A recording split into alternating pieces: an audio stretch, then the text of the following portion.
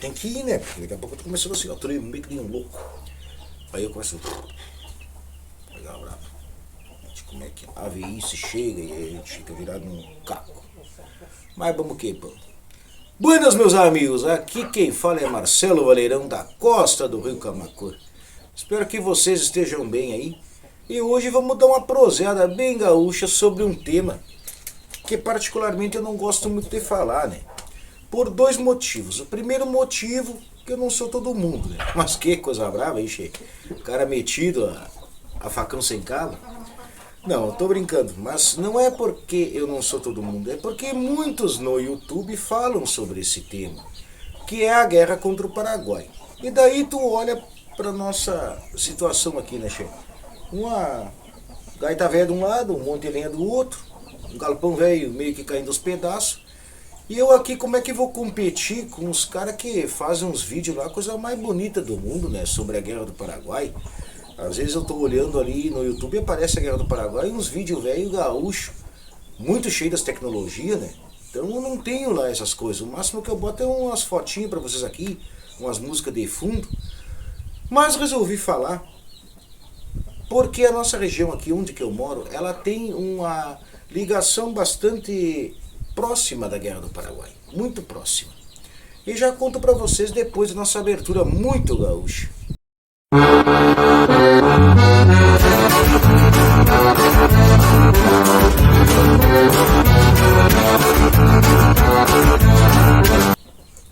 Aqui na região onde eu moro, que é Cristal, cidade de Cristal, antigamente pertencia a Canguçu.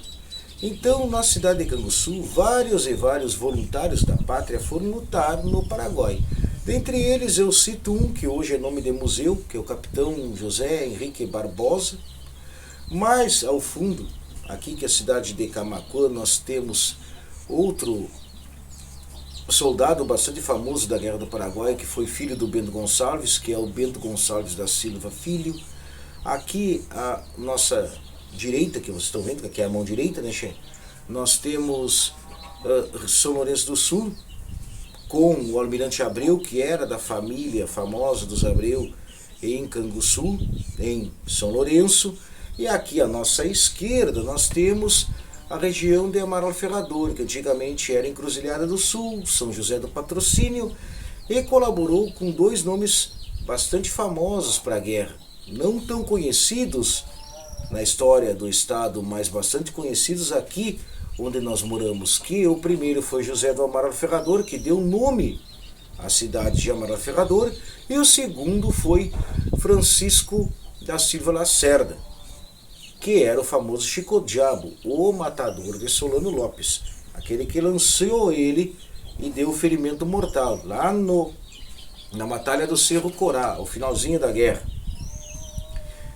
Sem contar que nós temos duas localidades aqui que se originaram através desta Guerra do Paraguai, onde a primeira localidade é a região da cidade de Chuvisca, que a gente chama de Rincão do Facão. Oi, galera, nome muito gaúcho, né, tio? Rincão do Facão, que foi um local originado através de antigos combatentes vindos lá da Bahia, e após a guerra se instalaram ali naquela região, com pesquisas feitas por mim através da história oral, que entrevistei netos de baianos que lutaram na Guerra do Paraguai.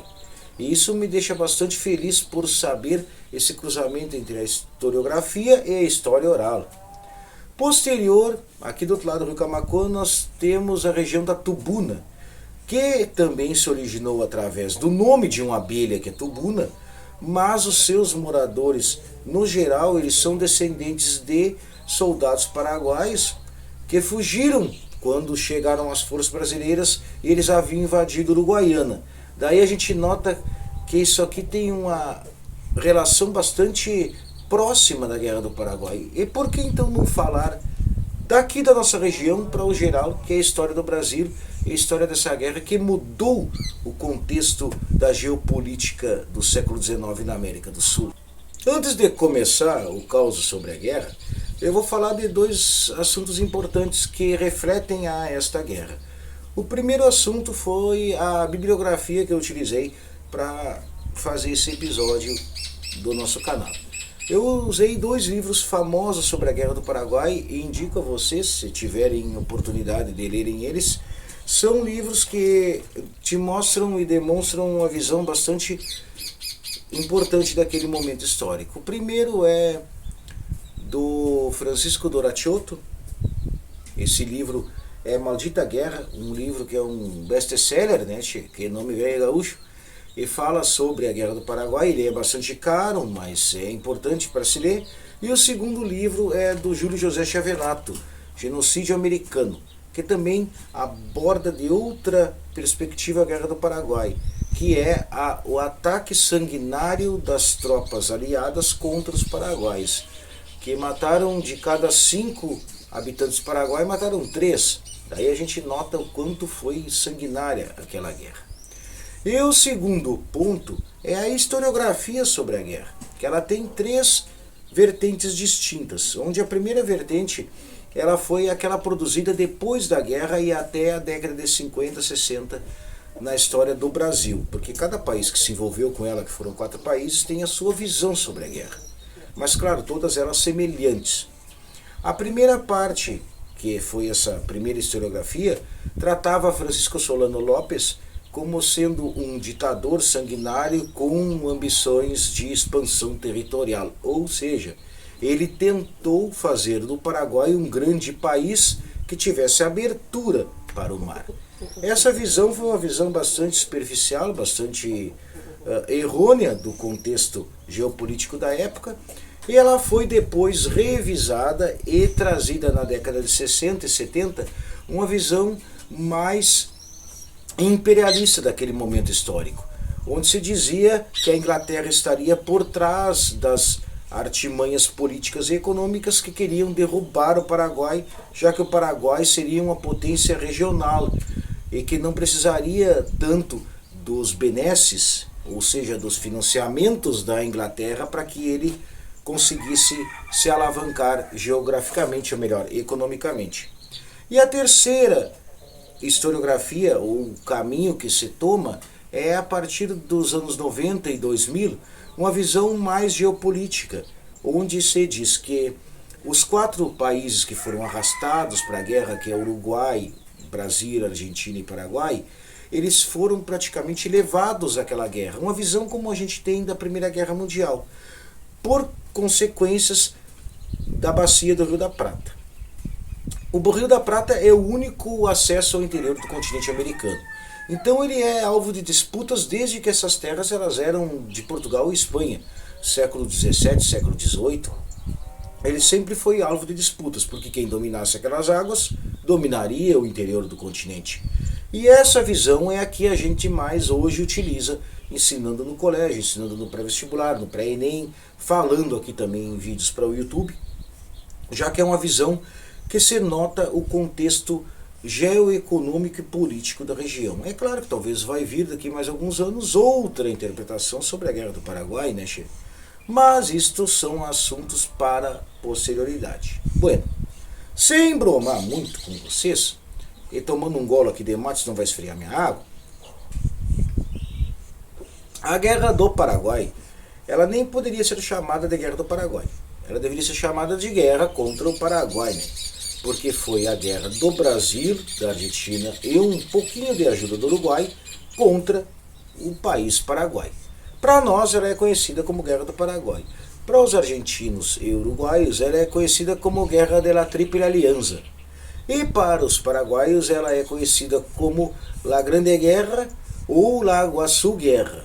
Que Iguaçu seria grande em idioma guarani. Porque o Paraguai, ele até hoje é formado por quase 80% de sua população descendentes de guaranis das missões, que também era o motivo do Paraguai naquele momento histórico não ter analfabetismo, pois o Paraguai não tinha analfabetismo nem sob o governo da Espanha, quando era colônia, e também sob o governo dos 3 ditadores perpétuos que lutaram até a guerra, que foi França, nome bonito, né? De França, o pai de Solano Lopes, que vai aparecer o nome aqui, e Solano Lopes. Então o Paraguai havia erradicado a analfabetização, mas com ideias já desde os jesuítas.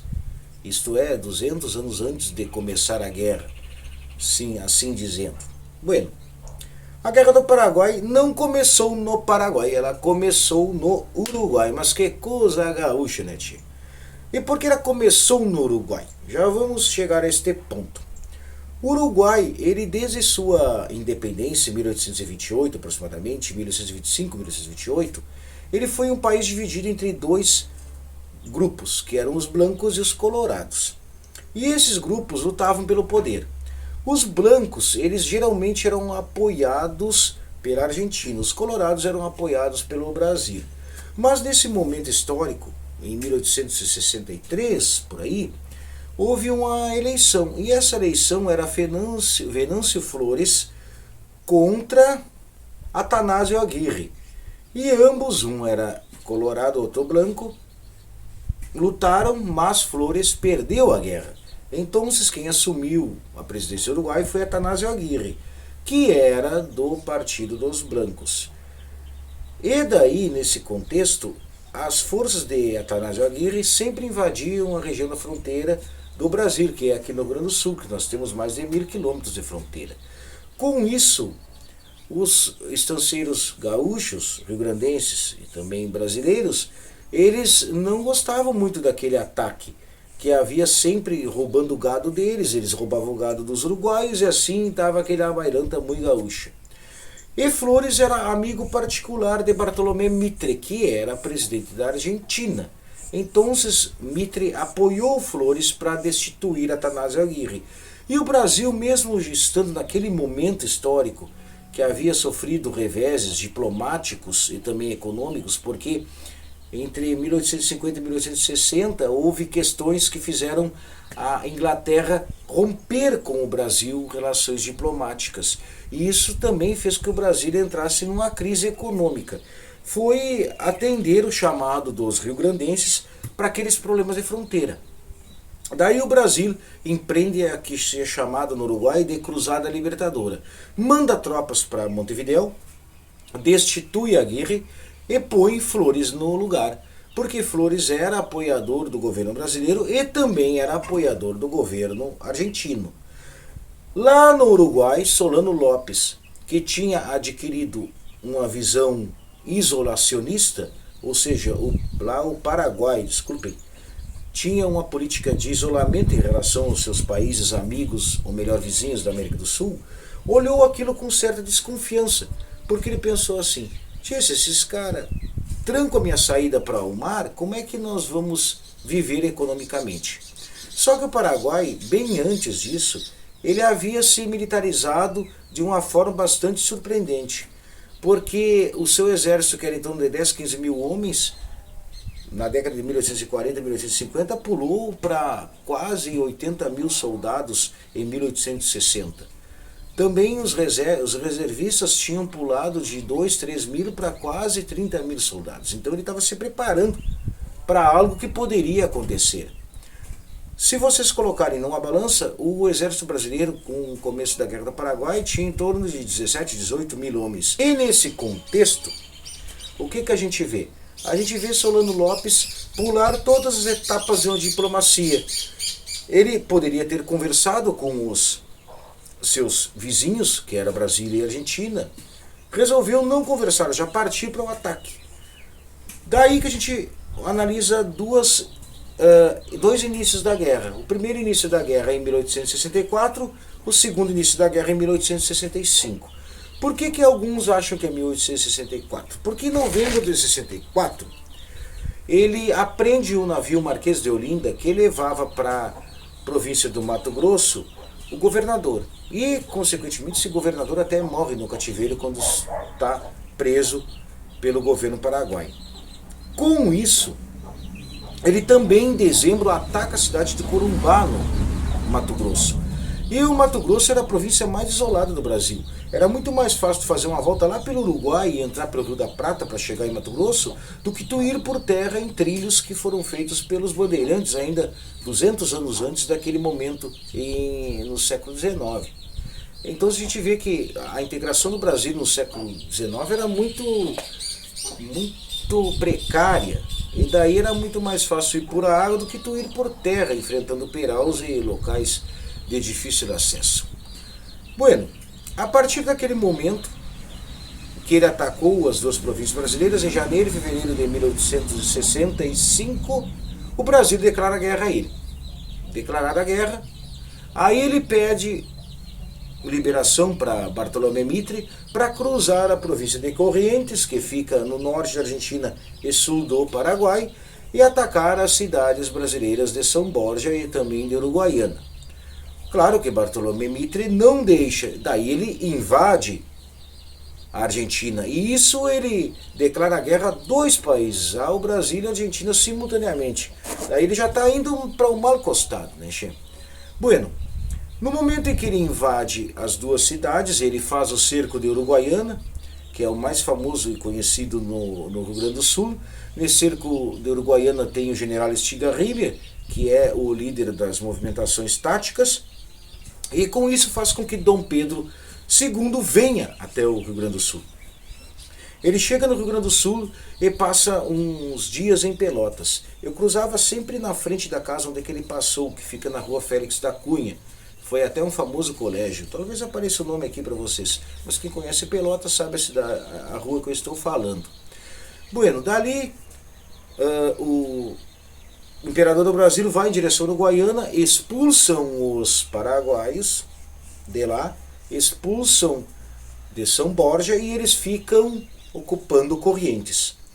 Como eles haviam destruído a frota naval argentina num combate que se deu marítimo, o que acontece? Acaba-se por a Argentina não ter mais navios. E aí o Brasil prepara uma frota naval e ataca o Paraguai para acontecer a maior batalha naval de todas as Américas. Os norte-americanos dizem que é deles as guerras lá, da Guerra Civil Americana, que é nada, tia. Nossa guerra aqui ganha ao compasso largo, né? É eles que puxam brasa passada deles. Mas a nossa foi gigantescamente mais cruel, sanguinária, e também com um ar de romantismo quando se fala de guerra nos galpões da nossa existência. Mas que coisa gaúcha, tia. Bueno, daí o que acontece?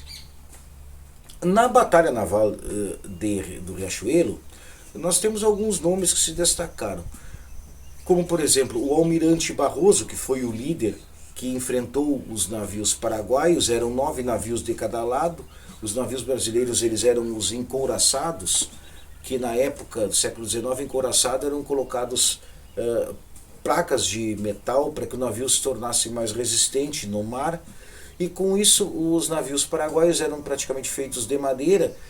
Eles não levaram tanta vantagem, mas o Paraguai quase que vence o Brasil naquele combate marítimo, porque eles conheciam muito bem a região.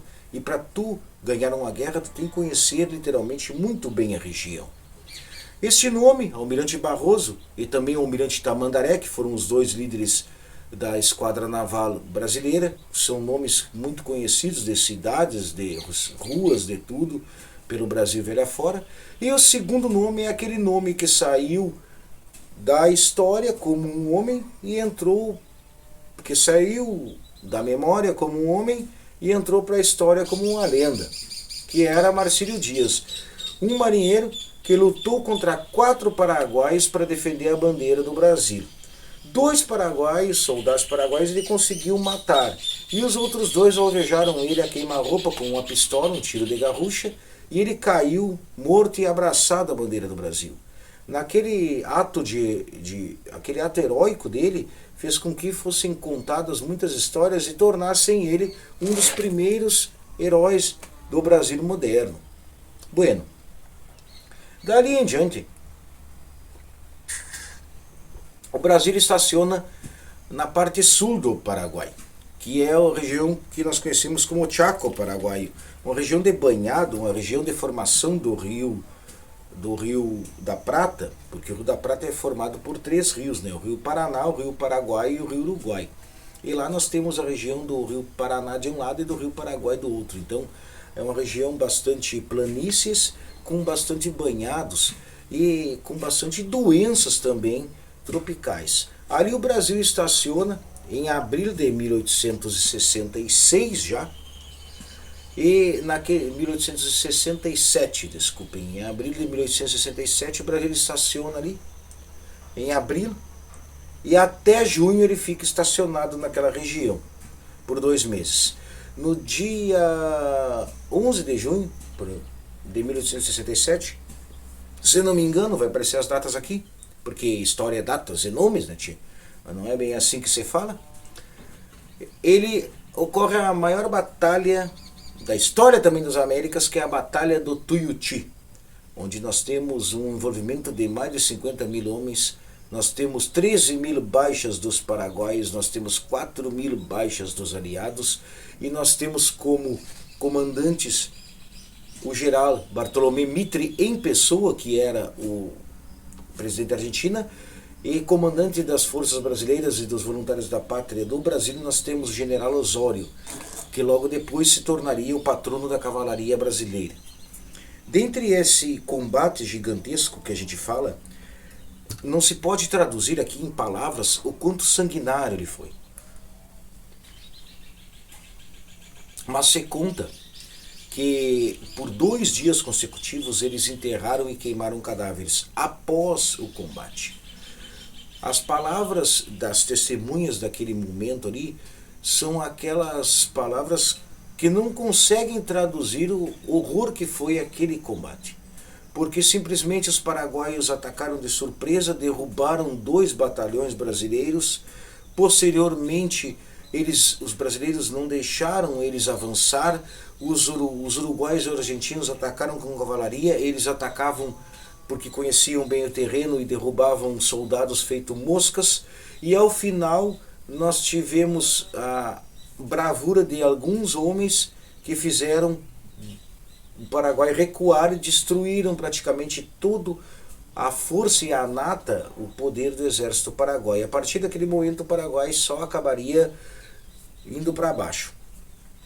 Daí, pessoal, nesse contexto da Guerra do Tuiuti, a gente conta histórias que eu ouvi quando era pequeno. Por exemplo, isso aqui é uma carona, né?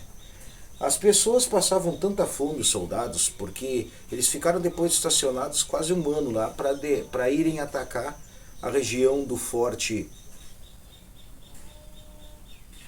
de Humaitá. E esse Forte do Humaitá, ele era um pouco mais ao norte, e eles comiam carona de arreio, que é isso aqui, essa carona tem mais de 70 anos, comiam carona de arreio queimada, eles comiam também farinha de mandioca ensopada e acabavam muitas vezes servindo de alimento para jacarés, para onças, carneavam jacarés, eles comiam o que vinha pela frente, porque a fome, o exército brasileiro não tinha uma organização total para levar alimentos a esses soldados. A gente pode entender o seguinte, como que tu vai mandar soldados para uma guerra se eles não têm alimentos? Então muitos morreram praticamente de fome, de morte por animais, de doenças, e já estavam fracos. Então, quando chegou lá o Duque de Caxias, o nosso único duque da história do Império Brasileiro, que foi trocado a governança geral, do Mitre saiu e entrou Caxias, se conta que ele observou aquele campo de soldados acampados, estacionados, como um inferno na terra. E também uma bagunça, uma desorganização geral. Daí que vem o nome de Caxias, para ser uma pessoa bastante firme e dura nas suas decisões. Caxias organizou, mandou que viessem balões dos Estados Unidos e também da Europa para fazer uma visão, o reconhecimento da região. Ele construiu uma ferrovia meio que primitiva de 25 quilômetros para se chegar até o Forte de Humaitá, e dali ele atacou o Forte de Humaitá. Daí vem as ideias que a gente ouve através de certas visões da história. Por exemplo, se diz que ele mandava matar animais e jogar nos rios para que a água ficasse intoxicada com a carniça daqueles animais e matassem os soldados paraguaios que estavam estacionados no forte. Isso a gente fala aqui como histórias contadas pelo povo, passadas de uma geração para outra geração, mas não se sabe se foi uma veracidade, realmente. Bueno, como o caso das caronas também, que a gente ouve histórias como meus pais e tios contavam, que eles eram da década de 10 e 20, daí tu tem um tempo muito curto até 1870. Então eles ouviram talvez ter pessoas que lutaram na guerra, porque como eu falei aqui, é uma região com bastante ligação à Guerra do Paraguai. Seguindo adelante, após eles tomarem o forte de Humaitá, eles partem para Assunção. E daí Solano Lopes, vendo que já não tem mais uma forma de ganhar a guerra, ele começa a partir para o norte do país. Só que ele tem uma visão de um lunático, daí a gente vem aquela história da pessoa que não aceita ser derrotada. Porque ele tem uma visão de lunático e Dom Pedro de vingativo.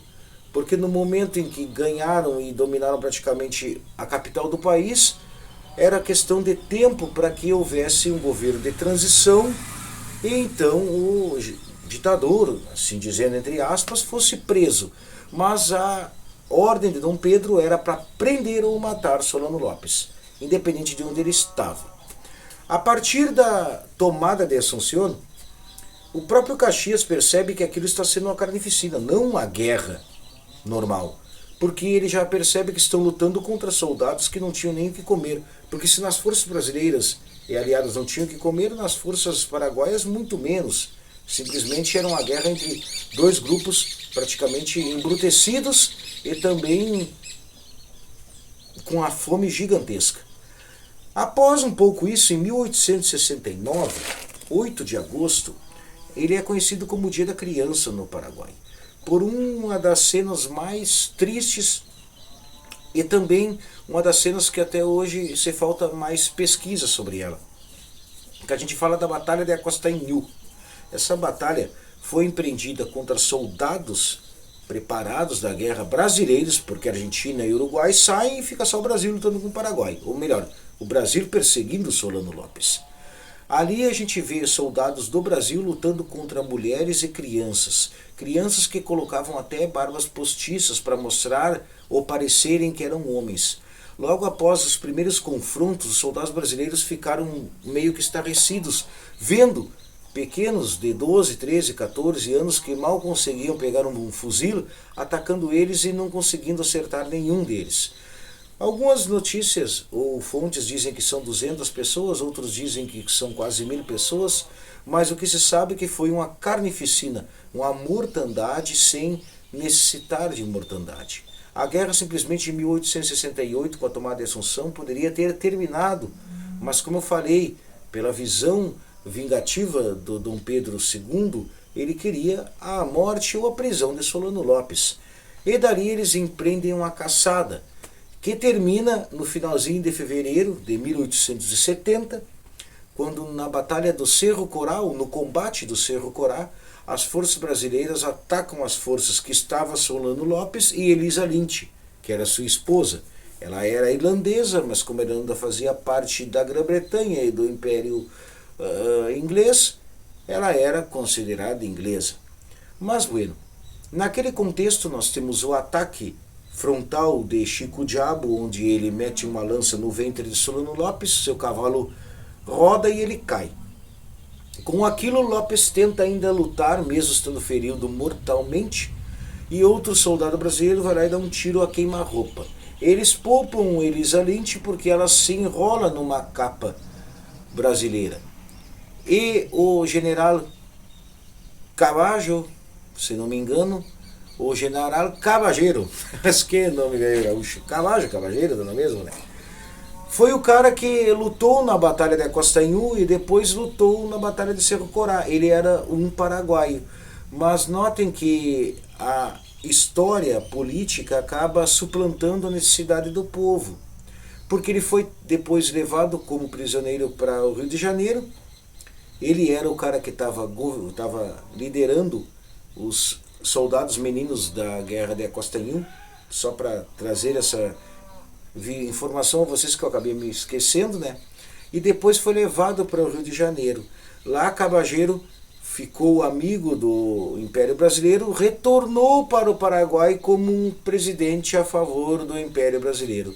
Notem bem, né, que situação complicada, né, meus amigos? Complicada não, vergonhosa uma situação. Enfim, depois de contar essa história, eu acho que por quase meia hora, né, Eu acredito que dei um panorama meio que superficial da guerra para vocês. Agradeço a todos. Vocês vão ver várias imagens aqui, também imagens de mapas, para deixar mais didático a nossa prosa. E desculpem qualquer coisa. Se vocês têm alguma ideia de como foi a Guerra do Paraguai, tudo coloque aí embaixo que será muito bom nós trocarmos uma ideia sobre esse assunto muito relevante da nossa história. Um baita abraço a cada um, fiquem com Deus.